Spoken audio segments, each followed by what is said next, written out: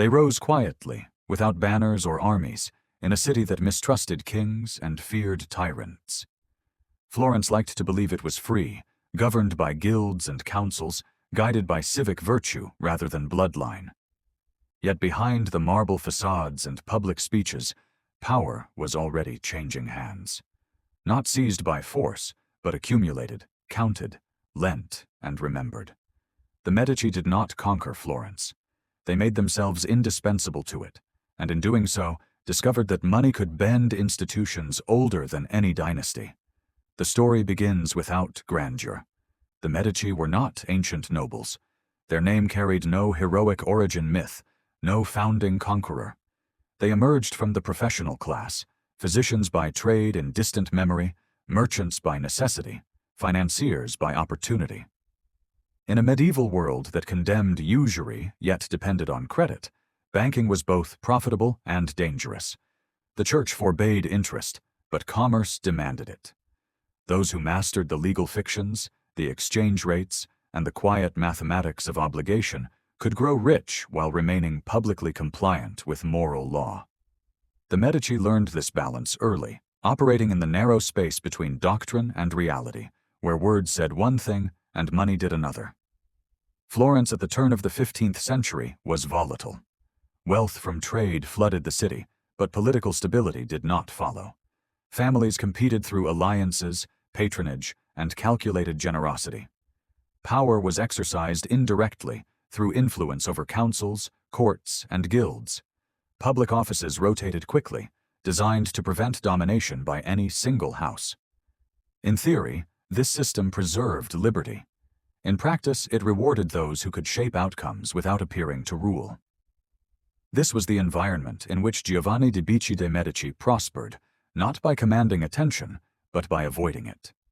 Giovanni understood that visibility invited resistance.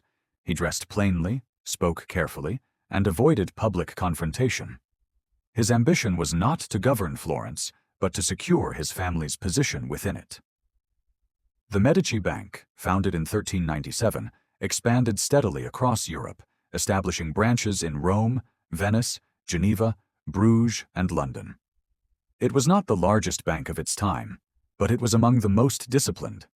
Profits were tracked, risks distributed, and partnerships structured to limit exposure. Above all, the bank cultivated trust, a rare commodity in an era of defaults and political seizures, where a ruler's need could become a banker's ruin overnight. Rome proved decisive. The papacy was not only a spiritual authority, but a financial one. It collected taxes, fees, and revenues from across Christendom, then redistributed funds through an immense administrative network.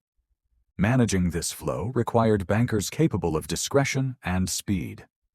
The Medici positioned themselves as reliable handlers of papal finance, moving funds across borders. Remember, it was your favorite. Thanks, Ethan muttered, sliding into a chair. Sarah sat next to him, maintaining a protective presence. The conversation started awkwardly. James asked about school, and Ethan gave short answers. Sarah watched their interaction, noting how her son's responses became increasingly guarded with each question. "I hear you're doing well in art class," James said, trying to keep the conversation going. "Yeah, I guess." Ethan stirred his hot chocolate without drinking it. "He won first place in the school art show," Sarah added, pride evident in her voice. James nodded, looking genuinely impressed. "That's fantastic. I'd love to see some of your work sometime." Ethan's face remained unchanged. "Maybe." The silence that followed was heavy. James cleared his throat and reached for his briefcase. "I brought something for you," he said, pulling out an envelope. "It's to help with art supplies and—" "We don't need your money," Ethan interrupted, his voice sharp. "Mom takes care of everything just fine." Sarah's heart clenched at her son's words. James's face fell, and he slowly put the envelope away. The rejection was clear, and for once, Sarah felt no guilt about it. "I know I haven't been there," James began, "but I want to make things right." Ethan finally looked up, meeting his father's eyes. You can't just show up with money and fix everything. Where were you when Mom was working 2 jobs? Where were you when I needed help with homework or when I was sick?" Sarah placed a gentle hand on Ethan's arm, feeling him trembling slightly. James had no response, just sat there looking defeated. "I think we should go," Sarah said quietly. Ethan nodded and stood up immediately. "Ethan, wait!" James called out, but Ethan was already heading for the door. Sarah paused before following her son. "He needs time, James, and if you want to be part of his life, you'll have to earn it, not buy it." Outside, Ethan waited by the car, his face a mix of relief and sadness. Sarah unlocked the doors, and they got in without a word. As they drove away, she glanced at her son, seeing the strength in his composure, the maturity in his decision to stand up for himself. The visit hadn't gone as James had hoped, but it had gone exactly as it needed to.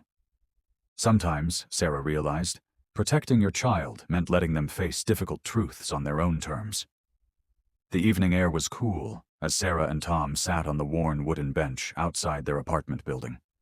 The streetlights cast a soft glow over them, and the distant sound of traffic created a gentle backdrop to their conversation. Sarah wrapped her hands around a steaming mug of tea, watching as Tom fidgeted with his leather jacket. "There's something I need to tell you," Tom said, his voice lower than usual. His massive shoulders seemed to shrink inward, making him appear smaller despite his intimidating size. "About my past." Sarah nodded, giving him the space to continue. The Fios Renaissance did not begin with a manifesto. It emerged gradually as classical texts were recovered, studied, and admired. The Medici supported scholars who translated ancient works, artists who reimagined form and proportion, and architects who reshaped urban space. These projects enhanced Florence's prestige, but they also served a political function.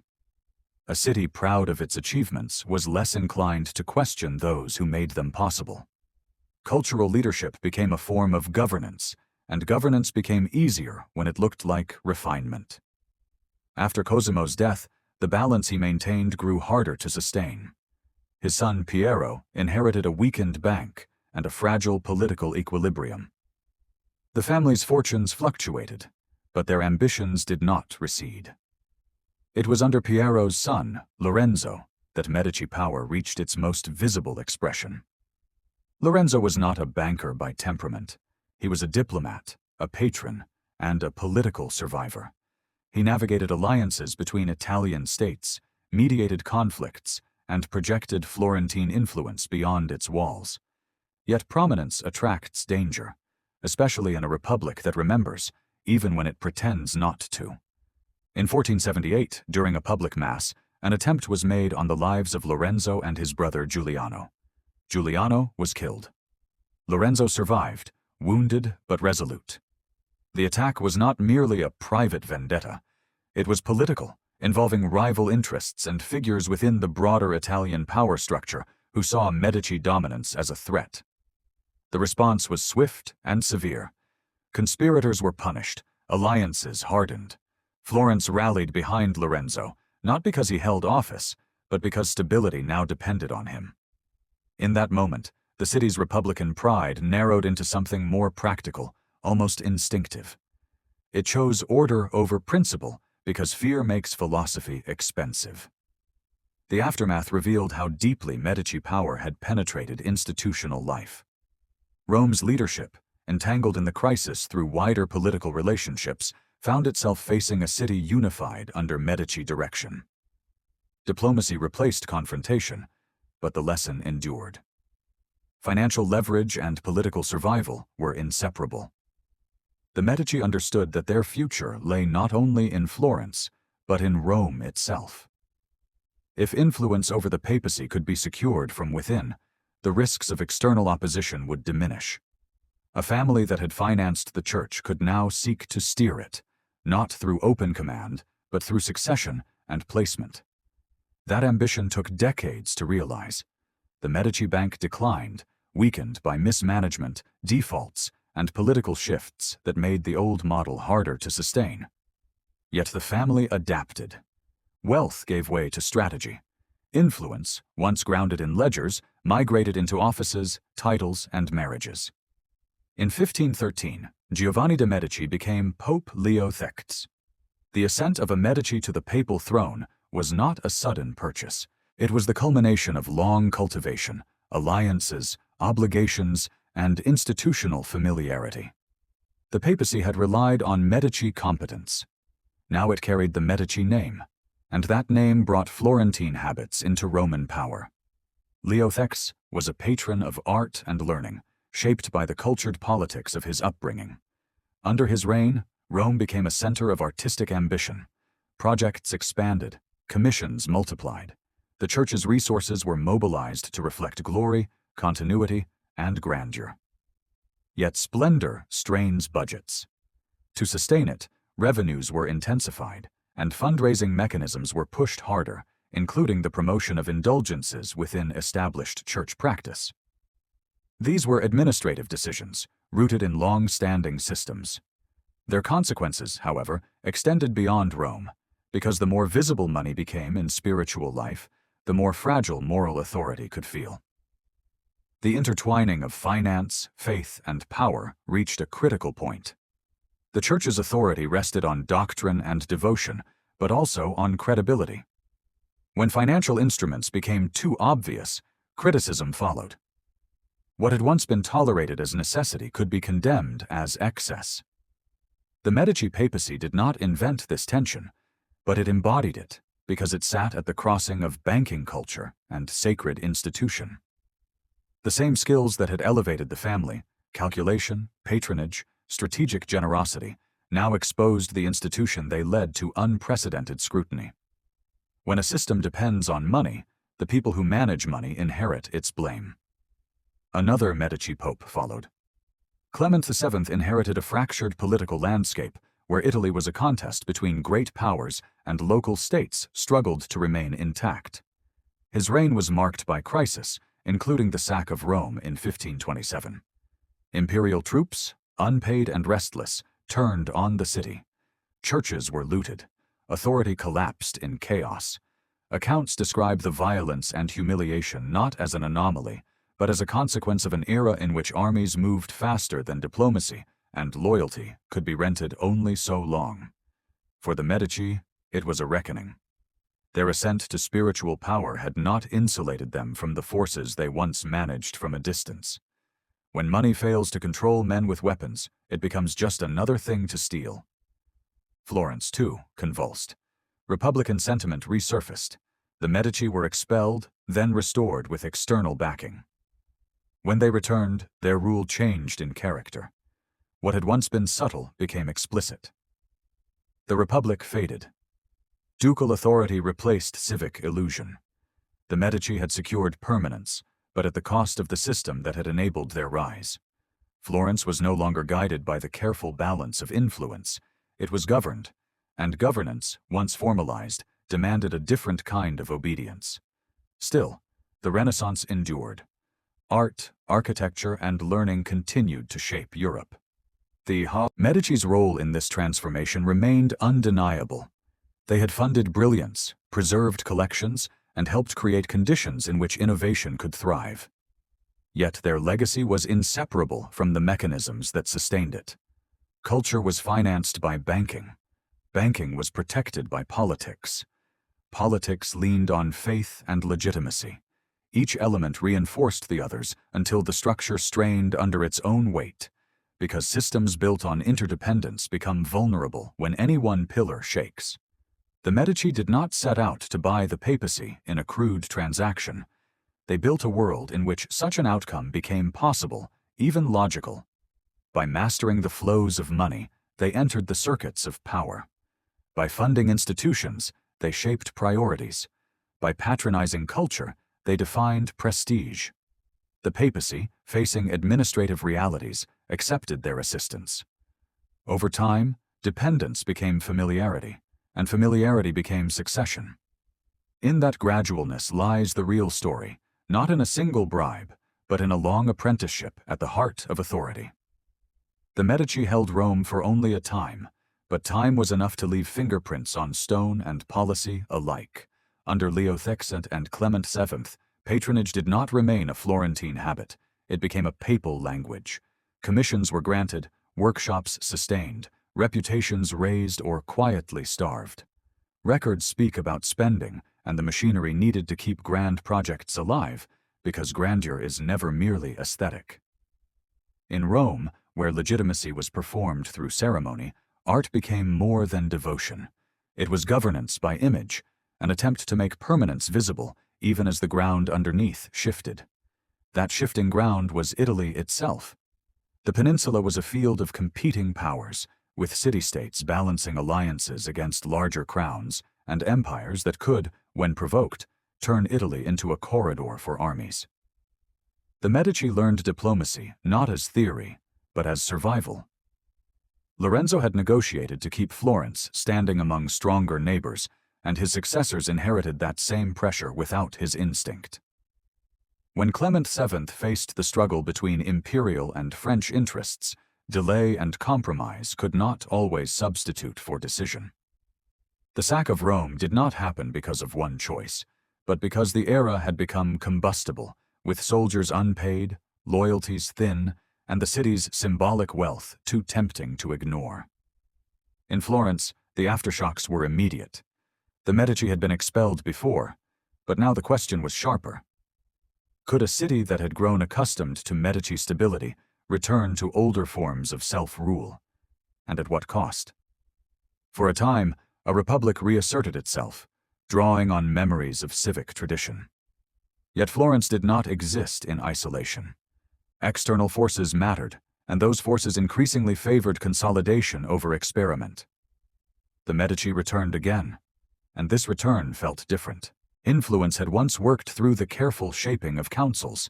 Now authority moved toward formal titles and guarded continuity because the age was less forgiving and rivals were less patient. When Alessandro de' Medici became Duke of Florence in 1532, the transformation became undeniable. A city that had built its identity on Republican language now carried a duke, and with a duke came a court, a different rhythm of power and a different kind of silence. Alessandro's rule was brief, ending with his assassination in 1537, an event recorded with the grim familiarity of Florentine political violence. Yet even that death did not restore the old system. It accelerated the next stage, because instability invites consolidation, and consolidation is often sold as protection. Cosimo de Medici rose after Alessandro's death, young, underestimated, and quickly decisive. Records of his reign show a ruler concerned with centralization, with disciplined control of territory, taxation, and institutions. He reduced the independence of rival factions, restructured administration, and expanded Florentine influence across Tuscany. His power was not the soft dominance of Cosimo the Elder, who governed by obligation and gratitude. This Cosimo governed by law, fortification, and statecraft.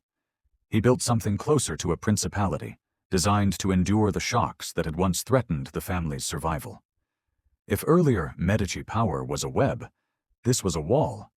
Yet even as authority hardened, the Medici retained their instinct for legitimacy through culture. Cosimo I patronized artists and architects, and sponsored public works that broadcast stability. Florence's spaces were reshaped to reflect order, and court culture replaced the older civic tone. The Medici understood that people accept rule more easily when it is associated with prosperity, when public life seems improved rather than merely constrained. Art and architecture remained political instruments, but their purpose shifted. In the early days, patronage made the Medici feel like first citizens. Now it made them look like rightful rulers, crowned not by divine right, but by a city remade. The papacy, too, remained within reach. A Medici no longer needed to sit on the throne of St. Peter to benefit from Roman influence. Networks persisted, alliances mattered, and cardinals still weighed the interests of powerful houses. The church was not a single will. It was a landscape of offices, revenues, and ambitions. The Medici had learned how that landscape worked, and they continued to navigate it with calm pragmatism, They had once been useful to popes in need of money. Now they were a ruling family whose interests had to be considered. It is here that the story widens beyond Florence and Rome, because Medici's strategy did not end with banking or even with the papacy. It extended into marriage, into dynastic placement, into the export of influence into royal courts. In 1533, Catherine de Medici married Henry, a French royal prince, in a match arranged when she was still very young. Contemporary records and diplomatic correspondence make clear that this union was calculation. For France, it brought ties to Italian wealth and networks. For the Medici, it anchored their bloodline to a throne far larger than Tuscany could ever provide. Catherine's position at first was uncertain. She was foreign at court, her influence contested, her security dependent on producing heirs. Yet she endured. Over time, she became queen consort, and later, after Henry's death in 1559, she became regent for her sons, holding authority during years of violent religious conflict. Here the Medici story turns harder. The skills that preserved a family within a republic were now applied to holding together a kingdom under strain. Catherine negotiated, balanced factions, and sought political settlements that often failed under pressure. Accounts differ in how they assign responsibility, as they always do when a country fractures, but the larger truth remains. France was not a stable stage. It was a realm where faith and loyalty became weapons, and where a ruler's choices were measured not by elegance, but by what survived. Meanwhile, Tuscany under the Medici became more consolidated. Cosimo I secured the title of Grand Duke of Tuscany in 1569, formalizing what power had already made real. Administration grew more complex, military structures strengthened, the court became a center of influence. The Medici no longer needed a bank to be powerful, though money remained essential to statecraft. They had achieved what earlier generations had pursued indirectly. They had turned influence into sovereignty. The family that once ruled through invisible pressure now ruled through institutions that carried their stamp. Yet sovereignty brought its own vulnerabilities. A house that once relied on flexibility now depended on inheritance and continuity. Courts could become insulated. Decisions could be shaped by ceremony, rivalries, and anxieties of succession. The Medici had been sharp when they were outsiders rising. As rulers, they faced the slow erosion that comes when power becomes expected. Legitimacy could be challenged not by exclusion, but by comparison, by the quiet question of whether their rule still brought advantage to the people who lived under it. When a family becomes the state, it inherits the state's disappointments. Still, their cultural legacy expanded. The Medici collected art, supported academies, and built libraries that preserved manuscripts and scholarship. Their patronage also touched scientific inquiry in later generations, when Tuscan courts offered varying degrees of support to natural philosophers and mathematicians. This support was not constant, and it was shaped by politics and personality, but it reflected a broader pattern. The Medici understood prestige. They understood that association with knowledge enhanced dynasties standing beyond borders, and that courts were judged not only by victories, but by the brilliance they attracted. Even so, the moral tension at the heart of their story never disappeared. The same family that funded beauty depended on systems of extraction, taxation, and political control. The same patronage that lifted artists served to stabilize rule. The papacy that benefited from administrative competence also carried the weight of financial practices that could provoke outrage. In this, the Medici were less an exception than a clear example. They show how power in their era was rarely pure. It was assembled from compromises, defended through networks, and justified through works that made authority look like civilization.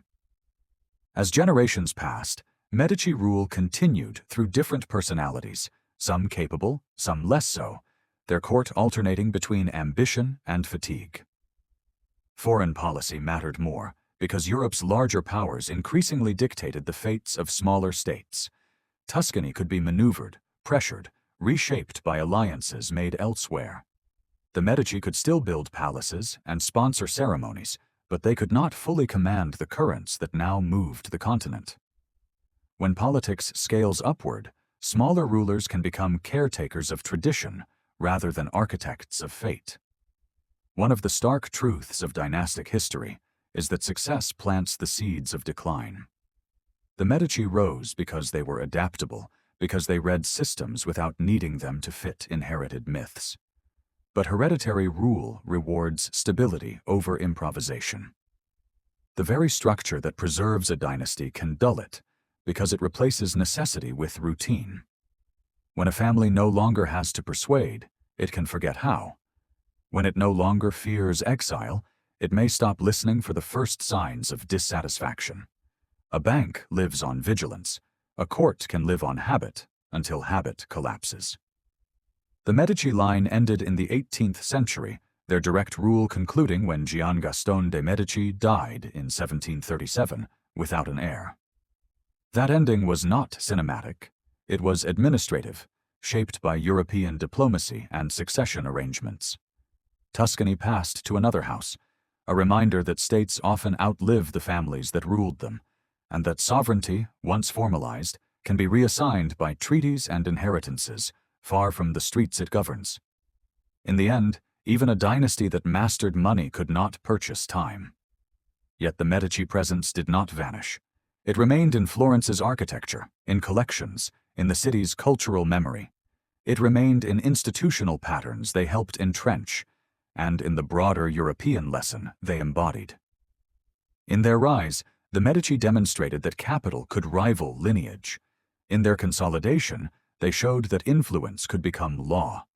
In their papal ascent, they revealed how spiritual authority could be entwined with practical dependence, not through a single, crude exchange, but through the slow normalization of financial and political interdependence. That is why the idea of buying the papacy persists, even when the historical reality is more intricate. Papal elections were never a simple marketplace. They were shaped by factions, theology, diplomacy, and rivalry within the College of Cardinals. But money mattered, because money sustained the structures in which choices were made. Credit mattered, because crises demanded liquidity. Patronage mattered, because careers rose on favor. The Medici did not invent these mechanisms. They mastered them, and then they entered the institution that had once employed them. They moved from servicing the machinery to sitting in its highest office, and that shift changed how the world saw both them and the Church. The Renaissance is often framed as a triumph of genius alone, as if beauty and learning emerged untouched by politics. The Medici story refuses that comfort. It shows that art can be born from calculation, that libraries can be founded for prestige as well as curiosity, and that cultural rebirth can unfold alongside coercion. None of this diminishes the works produced. It deepens them. It reminds us that marble and pigment were paid for, that workshops were sustained by contracts, and that the elevation of human achievement can occur within systems that also punish and control. In Florence, Republican language survived long after Republican power weakened. Councils convened, offices rotated, ceremonies continued, even as outcomes increasingly aligned with Medici interests. This was not always deception. It was political theater that allowed the city to recognize itself while adapting to reality. People rarely abandon identity willingly. They reshape it until it fits the world they inhabit. The Medici understood this, and it became one of their most effective tools. They did not demand Florence stop calling itself free. They simply made freedom depend on them. And that may be the most unsettling contradiction in their legacy. They were not only conquerors of institutions, they were caretakers of appearances. They financed churches and festivals, not merely to impress, but to weave themselves into the emotional fabric of the city. They paid debts at the right moments, offered relief after crises, sponsored works that made Florence feel chosen and exceptional. In return, Florence tolerated what it might have resisted under a less graceful hand. Influence can be more persuasive than fear, because it allows people to believe they have chosen what has already been arranged. Still, it would be false to reduce the Medici to cynicism. Records suggest a family capable of genuine interest in learning and art, capable of loyalty, capable of restraint when restraint served the city. Their patronage was not only a mask, it was also an environment in which talent could survive. Many artists and scholars benefited from Medici support, producing work that outlasted the politics of the moment. Patronage can be sincere and strategic at the same time. Power does not need to be cold to be effective. It only needs to be consistent, and consistency is what institutions remember. In the end, the Medici story is not a simple tale of bankers corrupting faith or patrons inventing a golden age. It is a case study in how power migrates. It shows how a family without noble ancestry could rise by understanding systems better than those born into them. It shows how institutions that claimed moral authority still relied on practical instruments, and how those instruments could elevate the people who controlled them. It shows how culture can become an engine of legitimacy, and how legitimacy can, over time, harden into rule. Florence began as their opportunity. Rome became their leverage. Europe became their stage. They forged an empire of influence that rarely needed an army, because it was built on dependency, administration, and the careful distribution of advantage. They endured exile and conspiracy, restored themselves through alliances, transformed a republic into a dynasty, and left behind a city whose genius shone brighter than before. Their triumph was real. So was its cost. The Medici are remembered less for their ledgers than for what those ledgers enabled. The gold they moved has long since melted into other fortunes, but buildings remain, paintings endure, and the name persists. They sought security, and they found it, not in coins alone, but in memory. Yet memory is never neutral. It is shaped by what societies choose to admire and what they prefer to forget. The Medici understood that too. They did not merely finance history. They learned how to live inside it, how to shape it through institutions, and how to make it speak their name long after their power had passed.